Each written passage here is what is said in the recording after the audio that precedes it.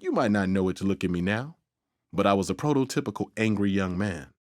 My friends used to take bets on how long it would take for me to get incensed by the little things, like yoga. I met my fiancé in a CPR recertification course. He actually used the line, "Do you want to practice mouth to mouth?" It was so bad. But, he was cute. And as he pointed out at the wedding, it worked. Life almost reminds me of my old home lately. I had such a nice, quiet little apartment. The best part was the windowsill garden. I had the prettiest flowers, all in those cute little pots. After I got mugged, my friend took me to a firing range and taught me to shoot. I expected to hate it. But truth be told, it was kind of amazing. Changed my mind about a few things. You wouldn't guess it from looking at me, but the best times I ever had were the quiet moments. Well, sure, I would have died for my boys, but I only relaxed when they went home. Left me alone. When we were kids, we'd just buy a single movie ticket for me. Then I'd sneak everyone else in by the side exit. If it worked, we all saw the movie together. If it didn't, we all got kicked out together. But usually it worked.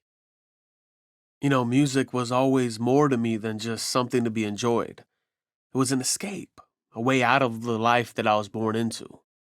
Being a DJ was the best way for me to bring my passion to others. The first time I stood up there, I almost cried. My first date with my wife, I locked the keys in my car and spilled coffee on her.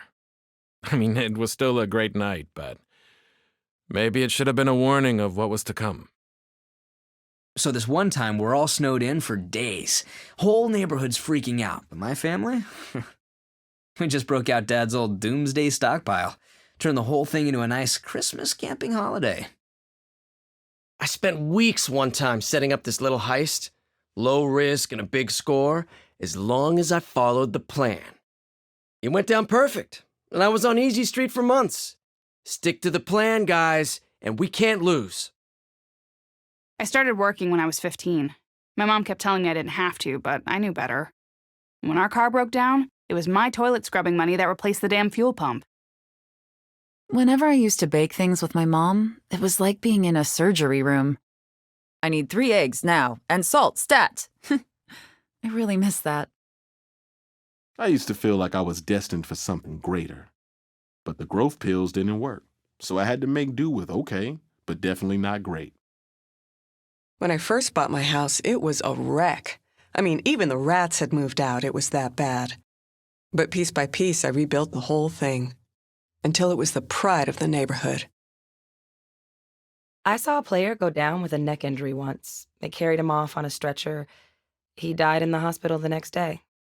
He died for a game, but it was a game he loved. Everyone's number gets called. You gotta live doing what's important to you. Now, my third time getting bronchitis, that put me in the ER. I remember this old man coughing like I was. He rambled about appreciating my health and all, but when they called him in, he stood up and just collapsed. The guy literally died waiting. After my first wife died, I was left with her favorite dog, Maxie. And, when I had to put Maxie down, it was like losing my wife all over again. These days, when I look at the body of somebody I knew, sometimes I don't feel a thing. Like they didn't even matter. It was easy to ignore people when there were lots of us around.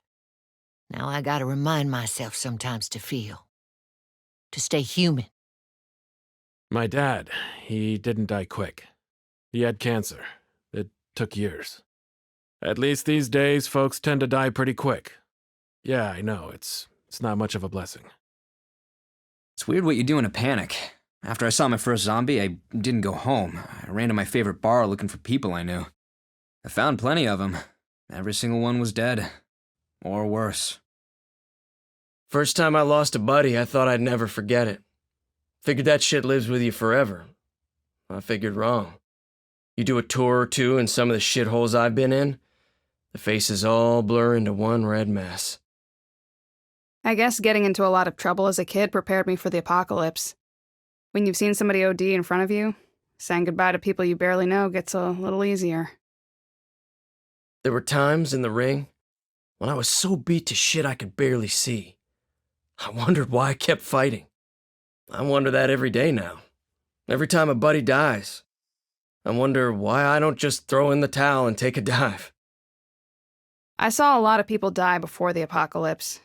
Usually the bodies don't really faze me, but every now and then, man, sometimes I really hope that heaven is real.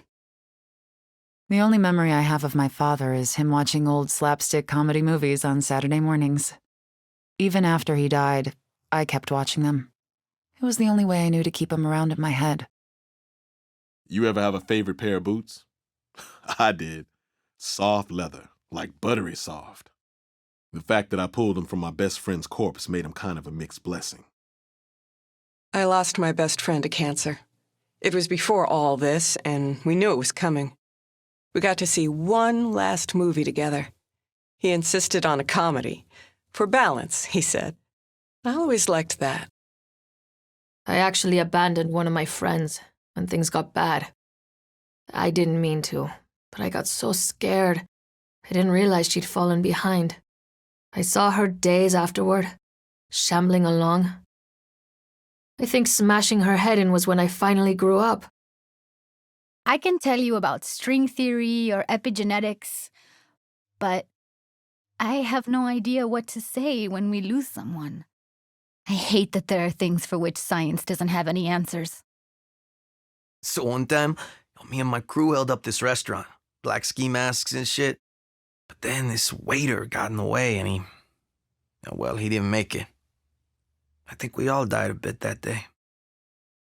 When my grandma passed at the funeral, Daddy handed me the keys to her sedan. I'd never had my own car before. "We're all gonna die," Daddy said. "Make sure you see as much of the world as you can before it's your turn." Do you remember the last time that you saw something so intense that you wanted to, like, puke? I mean, before all this. For me, it was when this dog saw me and he came running across the street just to say hi. The truck didn't even slow down. The school I taught at was in a real bad neighborhood. So bad, 2 of my students died in a drive-by before their graduation.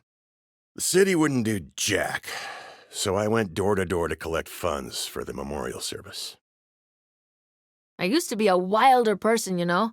Back in high school, I was an okay student, but oh man, did I party. I remember some really good times. Like so good, you're sure they can't ever end.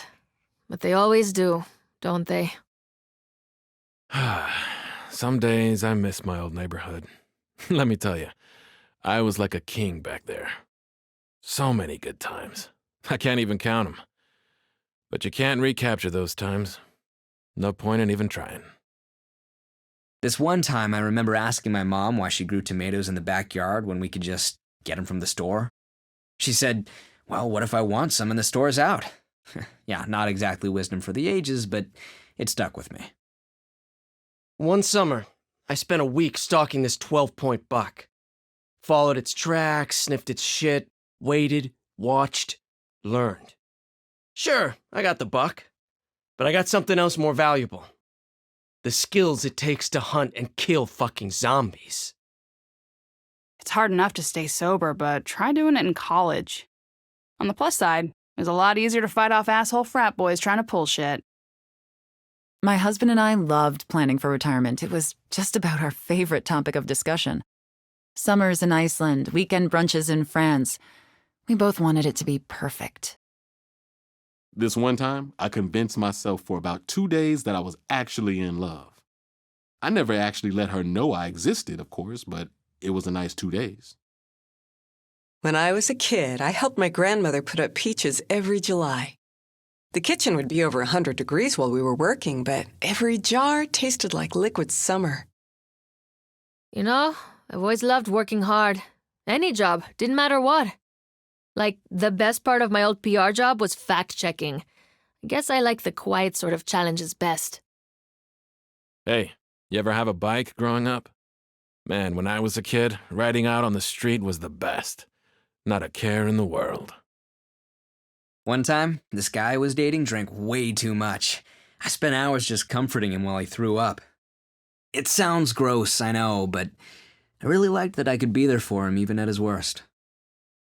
So picture this. There's nothing but charred wood and rubble in this burned-out dump, but my fucking crew keeps digging.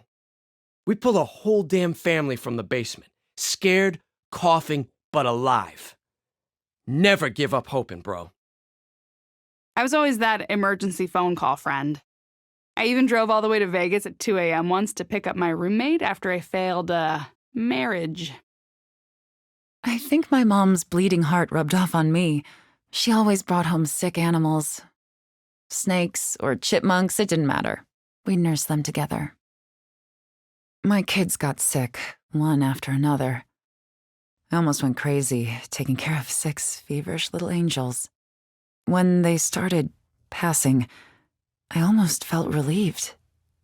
I had no idea how much worse it was about to get. After my father died, I stopped watching sports altogether. Just hearing the crack of a bat made me choke up. I was helping coach a summer fast pitch clinic when zombies got into the dorm where the players were staying. I don't know if the doors were jammed or if they just thought they could fight them off, but I will never forget the screaming. This friend of mine, the night before her thesis defense, died in a car accident. Horrible wreck. I just fell apart. Drinking, nightmares, the works. But that was the old me. After I graduated, I had a huge fight with my mom about Thanksgiving. I was committed to doing my own thing that year. I said some stuff you can't easily take back. Now I'd just about give anything to sit down at the table with her. We all seen a lot of shit by now, but those first few days, they stand out. I mean, I never liked my old boss, but that don't mean I wanted to watch him die. When my first dance teacher died, instead of a funeral, her family held a massive party in her studio. All her students came. I danced with everyone, beginners to world-class competitors. It was the perfect celebration of her life. I remember I had one teacher, Mr. Dayton, who changed my life. Really got me focused, you know? A couple of years ago, I went back just to say hi. They told me he'd been shot a month before. He was just walking home after tutoring a kid. I never got a chance to thank him. As a kid, my cat always spent the night curled up at my feet. Then one morning I woke up, and he didn't. Boy, did I cry. Sometimes I think that's just about the best end that any of us can hope for. Just to be calm and peaceful one last time. I remember whenever somebody got fired, you would just never see them again. I was terrified it happened to me too. Maybe the world isn't all that different now. People keep leaving and they're all gone. Forever. This one time, a bunch of us were hiding from zombies, and I go, "They're just dying to find us." One guy yells at me for being stupid, and of course the zombies heard him. Poor guy. My last day on the job, this family comes in for our burger birthday special. We all sing, and the kid blows out the candle. I guess he made the wrong wish, because he took one step outside, and a Z bit him in the neck. Happy fucking birthday. All the westerns I watched as a kid made me think I knew my way around a gun. Newsflash, I did not. I figured that one out after my roommate caught a stray bullet meant for the Zed chasing us. I've tried to convince myself that my wife isn't out there anymore, that she died when everyone else did. But there's a part of me that thinks I might find her again. And she might forgive me for, well, everything. As a lonely kid, I could always count on the drive-thru attendants for a bit of human contact. I remember the first time I stood in front of one of those speakers post-Zed. Silence was deafening. I never minded living in the country until my neighbor died, when the zombies found him pinned under his truck. I didn't even know he was in trouble until I found what was left of him. It's dangerous to be alone these days. First thing I did back then was grab my gear and head for our old camping spot. I thought the woods would be safer. I found 2 friends there ahead of me. Zombies. I went apeshit putting them down. Trashed the whole place. I have this nightmare where everyone I've lost is calling out to me for help, but I can never find them. It seems like every time I have that dream, there's another new voice that needs me. You do all this work to make yourself better, to commit to a new life. You may still end up in the dirt, but you gotta believe it's all still worth doing. I actually used to like funerals. Growing up, we were usually pretty hungry, but there was always food at funerals. In my goodnight prayers, I'd tell the dead folks I was sorry they were gone, and then I'd thank them for all the nice food. You know, a few years ago, my cousin found out that he had a bad kidney. His mama, my aunt, gave him one of hers without hesitation. Surgery went well, but his mama caught Hep C and died a couple weeks later. She made him promise not to blame himself. Death ain't a new thing for me. Being in war is a kill or be killed situation, and I never waited around to be killed. But there was this one time I pulled the trigger when I shouldn't have. I still see that kid's face when I close my eyes. I never bothered to learn how to cook until someone told me it was an attractive skill. Learning how to provided me with lots of company. I spent 2 years with the Peace Corps in Madagascar. You know that slogan? Absolutely true. It was the hardest and best thing I ever did. I've always needed my life to feel meaningful, like back when I used to volunteer at the soup kitchen. There's nothing quite like that feeling of keeping hope alive. I saw this toy cat the other day. Looked just like my Fluffy. I loved a lot of people, but honestly, I'm not sure any of them were half as good as that cat. It was no big deal. I found this kid crying at the park and I just helped him find his mom. I mean, you'd do the same, right? But me? No, I had nightmares for a week after that. The idea of being lost and alone like that's my personal hell. As a bartender, I heard toasts in every language you can think of. The Japanese say kanpai, the Germans say Prost, but the one I always like best, the one that makes the most sense now, is what they say in Israel. L'chaim, to life. I was always such a sucker for strays. Dogs, cats, you name it. At one point, I had 4 chihuahuas, an 18-year-old cat, and a turtle. I still don't know why my roommate didn't kill me. I always loved being around children. I was a babysitter for a while, and then I worked in daycare. No matter how bad I felt, if I knew I had someone to take care of, that kept me going. I never made a ton of money, but I always gave at least a little to charity.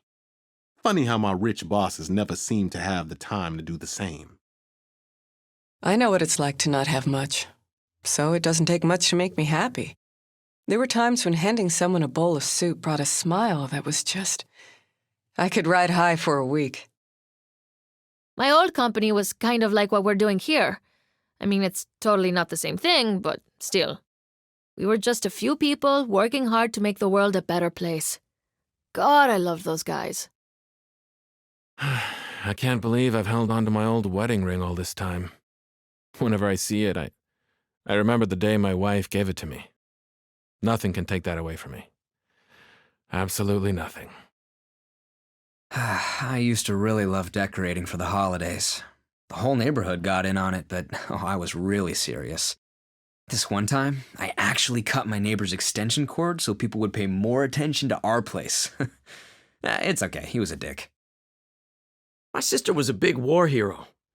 Bronze Star, Silver Star, Purple fucking Heart. Didn't think I'd be that proud of anybody ever again. Until right now, with you guys. It's like I got a whole crew of sisters and brothers, all of them goddamn heroes. When I was a kid, I was so scared of everything.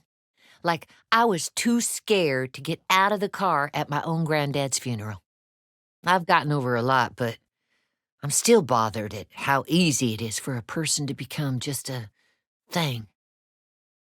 Sometimes I wonder what happened to all the guys on my old construction crew. I mean, that was a while ago, and I didn't know them all that well, but it's hard to imagine they're all gone. This one time, a bunch of my buddies came over to watch slasher movies and get stoned. Typical high school bullshit. The next morning, I found my dad face down in the kitchen. He'd had a stroke, and I didn't even know until it was too late. So my buddy and I are delivering a bit of our product to a dealer we kind of know. And then the guy tries to jack us. I just fucking split. My buddy, he's not so lucky. All over a few ounces, man. At first, I kept count of everyone I killed. I guess part of me wanted to make a game of it. But damn, that's just a never-ending fucking grind. Can't live life that way. The first time I saw a dead body was at a metal concert. Some guy right in front of us OD'd on something, I guess. He shook for a bit and then just stopped. He was dead before I even realized what was happening. People say cancer doesn't have a silver lining, but I disagree. It meant my wife didn't live long enough to see this new hell that we've discovered. I was pregnant when my mother died, so wanted her to see my daughter born, but she didn't quite make it. Still breaks my heart that they never got to meet each other. I watched my cousin die and get back up, you know? Back then. She wasn't the first one I saw turn, but she was the first one who really mattered. That was when this all became real to me. My tia Elena died while I was in school. I couldn't make it back for the funeral. Part of me was still surprised every time I went home and she wasn't there. Those rituals of saying goodbye are so important. My mom, she was a drinker. It's part of the reason we didn't talk. I don't even know what happened to her. Every time we lose someone, I wonder how she ended up. I guess that'll probably never go away. I had this box of old baseball cards, like ancient. When one of the older players died, I'd just stare at their card. We don't have pictures of the people we lose now. How do we keep from forgetting their faces? I respect courage against overwhelming odds. I really do, but you gotta be at least a little smart about it. My buddy Lawrence took on 3 zombies because he thought they were punks in masks. Yeah, he wasn't smart about it. I had a cellmate once who couldn't take it. You just knew he was going to snuff it before he served his time. Sure enough, he hung himself in the cell. I miss the guy, but I wish he hadn't crapped in my shoes when he died. You know, I thought I'd seen a lot of shit at all the riots I used to go to. Water cannons, police brutality, but honestly, nothing could have prepared me for the first time I saw someone ripped apart by a Zed. When my sister got sick, I rushed her to the hospital, even though the news told us they were too full. It was pretty awful, but I guess growing up watching scary movies helped me ignore all the blood. She didn't make it. The last time I flew was post-Zed. So many people trying to escape, counting on me to save them. But how do you fit 20 people in a 2-seat airplane? The first person I lost to the zombies was my dad. He turned, and I broke his skull open with a right hook. I like to think that if there was any of him left in there, he was proud of that punch. On day 2, I had to kill my girlfriend. Well, put her down. She was already dead. At first I couldn't, but then I thought, what would my sister do? And I bashed that zombie's head in. I had a cool sister. Yeah, we don't have a lot of time on this planet when you think about it. Some ways to die are worse than others. But when I go out, oh man, it's gonna be like fireworks. Like on most weekends, I was out camping when everything started, and I came across a tent with this older couple in it. I guess they'd heard about what was happening, because they had both stuck rifles in their mouths and pulled the triggers. So we're tenting this house that's got this wasp infestation when my buddy gets caught on the wrong side of the tarp. He must have gotten stung like 1,000 times. I like to think he was dead before it got too bad, but who knows? In 9th grade, one of my classmates killed himself after being bullied for being gay. It's what made me start our campus GSA. I felt guilty I didn't do anything to help him. When I finally tried to get away, the highway was already piling up with bodies. It was beyond horrible.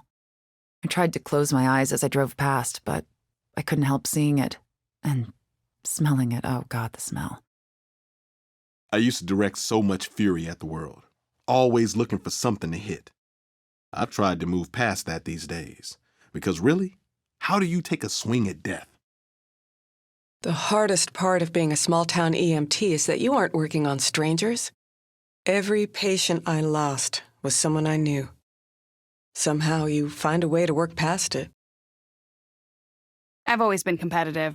When I was a kid, I'd do anything to win. I may or may not have locked a fellow second grader in a closet before a spelling bee, but at least I won. I remember one time, my mom just got out of surgery, but still took me to go buy things for a school project that was due. She could barely move, but she still took care of me. That's just what you do for family. You take care of each other. My mother once caught me stealing a candy bar from the drugstore. She made me apologize right there. So I swiped another one on the way out. I'd already been punished for it, right? Did you ever have a dog? I'd never had time until Cassie showed up. It was right after things went to hell. She found me when I was holed up in a storm drain, and we were together from then on. No matter what. I guess Papa was right about me. I remember back when I was little, he told me I was a survivor. I didn't really get it then, but looking back, it was the greatest compliment he ever gave me. You know, I never thought I'd think of it this way, but maybe I was better off growing up without much. I mean, I'm used to working hard to earn stuff. Honestly, it feels better that way to me. So, I'd gotten in trouble for fighting in school. Not for the first time, but I was so stoked when my parents didn't punish me. They said it was okay because I'd been defending my little brother. I got the message loud and clear. First thing I'm gonna do when the world's back to normal is get myself another dog. A man's just not a man without a dog. Teaches you some fucking loyalty there, I'll tell you. Kids in second grade made fun of me for not having a dad on Father's Day, but I actually didn't mind. Mom would always take me for pancakes every time that holiday rolled around. Sure beat having to make a card. It was my mom who took me out hunting for the first time. She said, "Killing for food isn't evil, it's nature. It's how we're still alive today." I never quite bought into the concept of fair. If you could get away with it, that was fair. Which didn't make me the best ref back when my kids played soccer. My mom was very clear that family came first. Even after I moved out, I got my ass home for Sunday dinners. My brother and I complained about it, but once he was gone, I'd have given anything to have one more dinner with him. I think I have my mama to thank that I'm still alive. With no help, she raised me to do whatever needed doing. She never gave a shit about what anyone else thought either. Strongest person I ever knew. It's too risky to get drunk these days. Even if I could get my hands on some beer worth drinking. Last guy I saw got buzzed. He figured he could take on a juggernaut all by himself. Didn't work out so well. My grandma had a special recipe. We mostly knew how the cookies were made, but there was one step she kept secret. Grandma died before she shared her secret, so the cookies died with her. Never wait too long to pass on your special recipes. There was this one guy on our block that I played ball with a few times. Guy was a legend, both on and off the court. Just the best. When he died, I was crushed. I mean, he made the world brighter wherever he went. I couldn't take that light being gone. You know, I took my nephew to the running of the bulls. Yeah, he'd wanted to do it for years, and I was an old pro. He was gored through in less than a minute. I still blame myself for that. I remember this one girl I competed against. She always beat me, and I mean always. I used to wish that she'd just drop dead. And then she did. Brain cancer. 10 years old. Even now, anytime somebody dies, part of me thinks it was my fault. When my brother died, they sent my dad his medals. They said he was a hero, but I was too mad to listen. Now we've got heroes keeping us alive every day. We don't say it often enough. I thought my buddy was just playing around, you know? Looking out the window and screaming about monsters.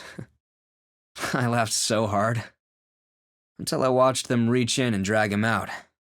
Then I started screaming too. I've always been great with my hands. I could fix fucking anything, man. Cars, toasters, you name it. Then one day my cousin brings over his gut-shot buddy, begs me to fix him. Never felt so fucking useless. Fuck. Nobody ought to go out like that, you know? Even asshole Chad with his stupid headshots and fake stage name wouldn't have deserved shit like that. After things went bad, I ended up burying 2 of my older brothers. It was the hardest thing I'd ever done. They'd always taken care of me, but in the end, I was the one who had to watch them get sick and die. The last game I played was with the first survivor I met after the apocalypse. Russian roulette. He won. For years, I was always on the road, and I loved it. Until I was out of the country when my father passed. It was sudden. I couldn't have known, and he wouldn't want me to regret not being there. But I still do. I couldn't face the idea of putting down my friends. When I saw a zombie with a familiar face, I just ran. Now I regret not having the guts to take care of them myself. I just hope someone else has laid them to rest. For a while, I hung out with my high school's equivalent of the goth crowd. There were like 6 of us. And then one day, there were only 4. And the whole scene kind of lost its allure for me after that. Watching 3 cousins disappear under a pile of muertos sort of numbs you to death. But we all got a story like that. We all got a few. I spent a day painting folks in the park. My mom asked me for one of the paintings, and later I saw it with photos of Grandma. That's not a painting of Grandma, I told her, and she said, to me it is. It was her painting now, so I guess she was right. You know, the kind of places I've worked, they told us, don't be a hero. Someone comes in with a gun, you give them what they want. When we actually did get robbed, I remember that. Our line cook didn't, though. Fuck being a hero. You know, I always had a thing for true crime novels. Kind of felt like learning to be a real tough guy, right? That said, didn't really prepare me for what it was like to bash in my neighbor's head after he turned. I remember we had this one boss at the factory. She was as tough as jerky. Then I heard she died, like a week after she retired. Sometimes it's the work that keeps you going. Things might be bad, but having something to do lets you stay focused. The first friend I ever lost was my German Shepherd. House fire when I was 12. We had 3 dogs when I was growing up, and I miss them all. Even the damn poodle. I have trouble with closets. I had a friend who crawled into one after getting bit. I found him there just in time to watch him die. And then get back up. I remember I got my best friend fired at the Tart Mart once. But, you know, he was actually a lot happier after he left. If you don't know when to walk away from a bad choice, it's just gonna get worse. I remember one of my niece's birthday parties, she had this clown, right? And a bunch of kids were scared because, you know, clown. And my niece stands up and goes, "It's my party, so it's my clown, and my clown is not scary, so shut up." I loved that kid. I actually won a trifecta once. What a fucking jackpot. I felt like the biggest champ on the planet. And here, now, with all you guys, I feel like there's no bet we couldn't win and no ass we couldn't kick. So after I got fired from my first real job, my friends tried to figure out how to cheer me up. And that's why we all got arrested for streaking a few days later. Good times. Back before all of this, sometimes I'd just pack a bag, get in the car, and drive all night. No matter where I went, it was always an adventure. I was a city kid. This one time, I ran away from home just to see what it felt like to go camping. My parents were furious when I got home, but it was worth it, just to sleep under the stars for one night. Joining the Navy was the smartest dumb thing I ever did. I mean, I was 18. Everything I did was dumb. But the day I graduated boot camp, that feeling of accomplishment was like nothing I'd ever had. Remember when we had to go looking for excitement? I lived for it. rock climbing and rafting and stuff. It was tame compared to my life now, all safe and planned. But it sure made me feel alive. Hey, when you were a kid, did you ever do stupid shit, like run around, raise hell? I know I sure did. Getting away with shit like that made me feel invincible. Sometimes I think we still need that. Best day of my life was the day 5 guys in high school beat the crap out of me. I had to go to the ER and everything. But I tried to fight them instead of taking their shit like I always had. And knowing I could do that was everything. Right now, when things are going our way, it reminds me of the first day out of prison. I love that feeling. It's like the world's your fucking oyster. And you can do any fucking thing you want. Until they put you back inside anyway. I used to be really into protesting. Rallies, marches, all that kind of shit. First time I got tear gassed felt like a rite of passage. I miss those days. When we were kids, my sister and I used to hide under the bed covers, and she'd tell monster stories. I always got nightmares, but I never wanted her to stop. It was just too much fun. For a long time, I was afraid of flying. I just didn't trust it. Then one day, I decided to teach myself how to fly a plane. Fear conquered. My dad put me in boxing when I was a kid. I was always angry. I think he figured it would be a good outlet. I still remember the look on his face the first time I laid out a guy with 10 pounds and reach on me. He was so proud. I had no idea what to do when the zombies showed up. I'd never even seen a fight, much less been in one. I watched people die from my little apartment window. Never lifted a finger. Thank God that's not me anymore. After the 3rd kid from my school got shot, I decided there was no reason anyone should own something that can kill so easily. Of course, that was before we had to deal with brain-eating monsters on a daily basis.